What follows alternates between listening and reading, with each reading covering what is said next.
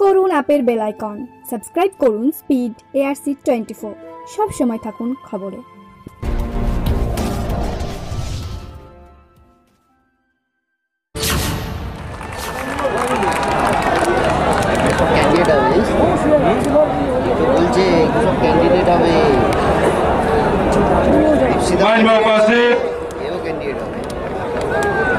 विमान बोस जी,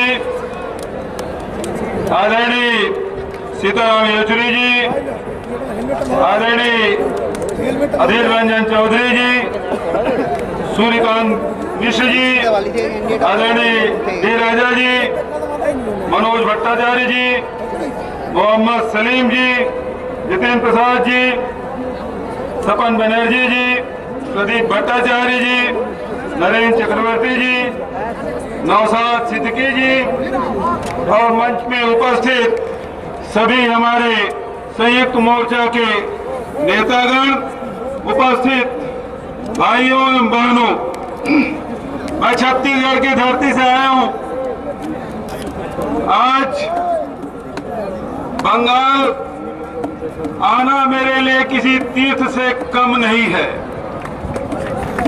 ये वो धरती जिसमें समाज सुधार का आंदोलन यहाँ से चला, ये वो धरती जिसमें आध्यात्मिक आंदोलन की शुरुआत यहाँ से हुई, पूरे दुनिया को रास्ता दिखाने का काम किया।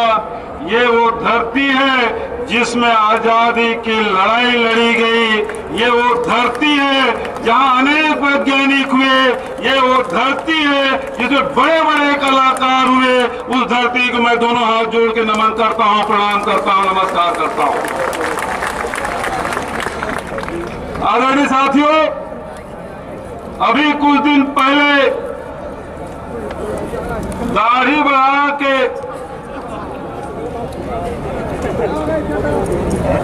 यहाँ घूम रहे थे और उन्होंने पराक्रम दिवस मनाया। नेताजी सुभाष चंद्र बोस की जयंती, पराक्रम दिवस। लेकिन मैं प्रधानमंत्री जी से कहना चाहूंगा, आप इतिहास के पन्ने को पलट के देखिए। जिस समय नेताजी सुभाष चंद्र बोस आजाद हिंद फौज का निर्माण कर रहे थे, उस समय तुम्हारे सावरकर, तुम्हारे श्यामा प्रसाद मुखर्जी अंग्रेजों के फौज में सेना भर्ती कराने का काम कर रहे थे। तुम नेताजी सुभाष चंद्र बोस के उत्तराधिकारी नहीं हो सकते। नेताजी सुभाष चंद्र बोस के उत्तराधिकारी ये सब बैठे हैं, वो सब उत्तराधिकारी है, हम सब उसके उत्तराधिकारी हैं।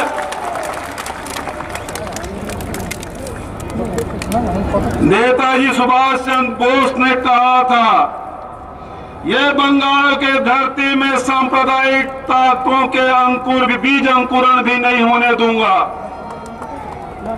सांप्रदायिक ताकतों को समाप्त करना है, देश में भाईचारा एकता को स्थापित करना है। मैं बंगाल के जनता से पूछना चाहता हूं, क्या आप सांप्रदायिक ताकत को समाप्त करना चाहते हैं? मैं एक और बात कहना चाहता हूं। महाराष्ट्र से एक बहुत बड़े नेता हुए थे, हमारे राष्ट्रीय नेता, जिन्होंने नारा दिया था। वो नारा था, स्वराज हमारा जन्म सिद्ध अधिकार है। और उसी नेता ने कहा था, बंगाल जो आज करता है, बंगाल जो आज सोचता है, कल पूरा हिंदुस्तान सोचेगा, वो हिंदुस्तान करेगा। लोकमान्य बाल गंगाधर तिलक ने कहा था कि ये देश में 3 तिकोना है, एक तरफ हिंदू है, दूसरे तरफ मुसलमान है, तीसरे तरफ अंग्रेज है। ये वो अंग्रेज जिन्होंने फूट डाला, राज करो की नीति अपनाई, और बाल गंगाधर तिलक ने कहा हिंदू और अगर मुसलमान को मिला दो ये अंग्रेज भाग जाएंगे। ये पवित्र धरती है बंगाल की धरती, जिसमें महात्मा मोहनचंद गांधी को महात्मा की उपाधि दी थी। ये वही धरती है और महात्मा गांधी के नेतृत्व में आजादी की लड़ाई हमने लड़ी और देश आजाद हुआ। अभी डी राजा साहब ने कहा ईश्वर अल्लाह तेरो नाम सबको सन्मति दे भगवान। ये गीत भी महात्मा गांधी ने गाया था। और आज मैं आपको याद दिलाना चाहता हूं, ये अंग्रेज के मानने वाले लोग हैं, ये फूट डालो राज करो की नीति पे चलने वाले लोग हैं। इसे सावधान रहने की जरूरत है।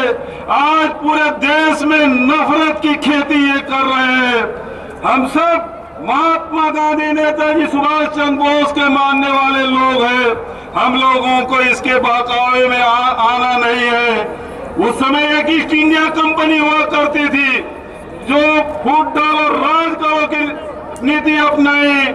आज वेस्ट इंडिया कंपनी बन गई है। सबको दो के हाथ में सौंप दो। आज क्या स्थिति?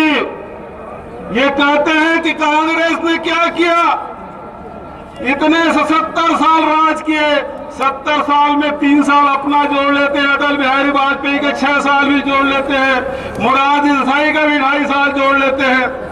लेकिन मैं कहना चाहता हूं, मोदी जी ने नारा दिया था देश नहीं बिकने दूंगा, तो आज रेलवे स्टेशन बिक रहा है वो क्या है? आज जो एयरपोर्ट बिक रहा है वो क्या है? जो सार्वजनिक उपक्रम बिक रहे हैं वो क्या है? कहते हैं कांग्रेस ने कुछ नहीं किया, तो रेलवे स्टेशन तुम्हारे दादा भी ने बनाया था, ये एयरपोर्ट क्या तुम्हारे नाना ने बनाया था? ये सार्वजनिक उपक्रम ये सब बिकने के कगार पर है। गुजरात मॉडल की बात करते हैं, नेताजी सुभाष चंद्र बोस को याद करते हैं, सरदार वल्लभ भाई पटेल को याद करते हैं। मैं छत्तीसगढ़ की धरती से आया हूं। विवेकानंद जी जब 2 साल गुजारे थे, रविन्द्रनाथ ठाकुर जी अपनी पत्नी के इलाज के लिए छत्तीसगढ़ गए थे। और आज 125वीं जयंती के अवसर पर छत्तीसगढ़ में नेताजी के नाम से हमने पुलिस अकादमी का नामकरण किया और नरेंद्र मोदी जी ने गुजरात में स्टेडियम का नाम नरेंद्र मोदी कर दिया। अंतर आपको समझना होगा साथियों। ये गुजरात मॉडल की बात करते, मैं छत्तीसगढ़ मॉडल की बात करता हूं। इन्होंने देश के सार्वजनिक उपक्रम को बेचने का काम किया, हमने वहां आदिवासियों की जमीन वापस करने का काम किया। 4 लाख परिवार और सार्वजनिक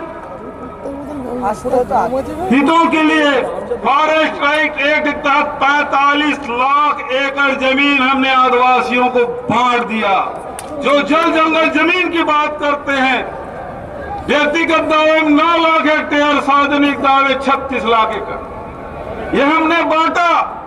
और आज मैं पूछना चाहता हूं, पश्चिम बंगाल में धान की कीमत क्या है, देश में धान की कीमत क्या है? मैं गर्व के साथ कह सकता हूं कि पूरे हिंदुस्तान में सबसे ज्यादा धान की कहीं कीमत मिलती है वो छत्तीसगढ़ में मिलती है।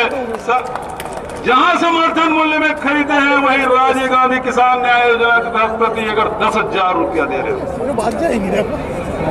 आज धान खरीदी का काम हो गया, 92 लाख हेक्टेयर मीट्रिक टन हमने धान खरीदा, 17,322 करोड़ रुपया किसानों के खाते में डाल दिया। मैं आपसे कहना चाहता हूं, क्या बंगाल के किसानों को उसके धान का समर्थन मूल्य मिलना चाहिए कि नहीं मिलना चाहिए? मिलना चाहिए। तो ये संयुक्त मोर्चा बैठा हुआ है, इस पर विश्वास करिए। एक तरफ दीदी है, एक तरफ दोनों बांटना चाहते हैं, दोनों लड़ाना चाहते हैं। एक को देश से बचाना है, दूसरे को बंगाल से बचाना है। तो मैं आपसे कहना चाहता हूं, यहाँ के नौजवानों को रोजगार के लिए, यहाँ के किसानों के दाम के लिए, यहाँ के महिलाओं माताओं सम्मान के लिए इस संयुक्त मोर्चा पे विश्वास करिए।